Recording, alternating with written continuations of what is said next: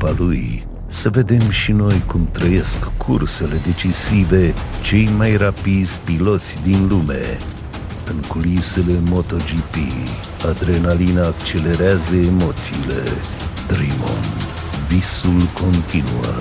Un documentar special la Prima Sport și primaplay.ro. Cum trece etapa, mingea ajunge în terenul lor. Pandi preia și lovește necruțător cu analizele pe care le face. Cosmescu jonglează cu verdictele și observațiile. Zota fluieră orice greșeală de arbitraj. Cu Dan Udrea, moderator, avem toate posturile acoperite. Superliga Show pe Prima Sport.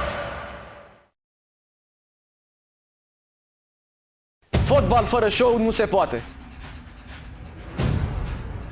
Pe teren îl căutăm. În studio îl garantăm. Pasărea Panduru, Viorel Moldovan și Mihai Stoica atacă mereu subiectele tari. Iar noi nu ratăm nicio ocazie să marcăm tot ce este important în fotbalul românesc. Avem cea mai bună formulă de joc.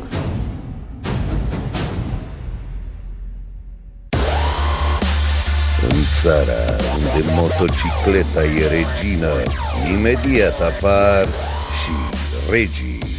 Martin, Marquez, Bagnaia dau pedală de la început de sezon.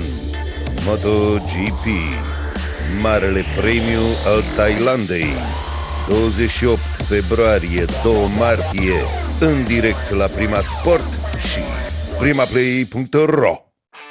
Fotbal oglindă.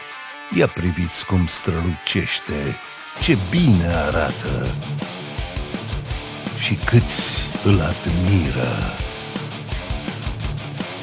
Tottenham City, Nottingham Arsenal, Liverpool Newcastle. Premier League, primul fotbal, Prima Sport. Acasă jucăm mereu în 8.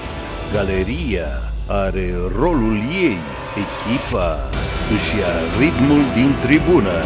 Ultimul meci din grupe disputat acasă. EHF Champions League, Dinamo Visla, miercuri la 19:45 pe Prima Sport 3. Nemai auzit, nemai întâlnit. În premieră națională, baraj în cupă pentru calificare.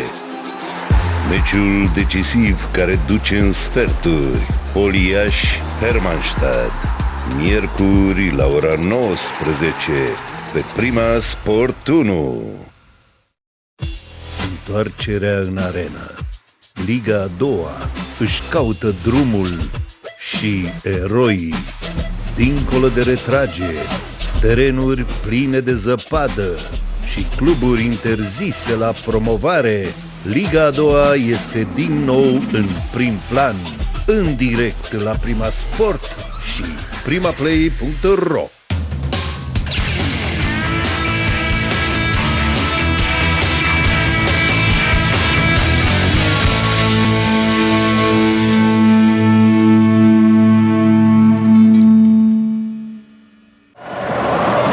O nouă partidă din etapa 20 a campionatului Arabiei Saudite la fotbal pe canalele Prima Sport. Bun găsit tuturor, eu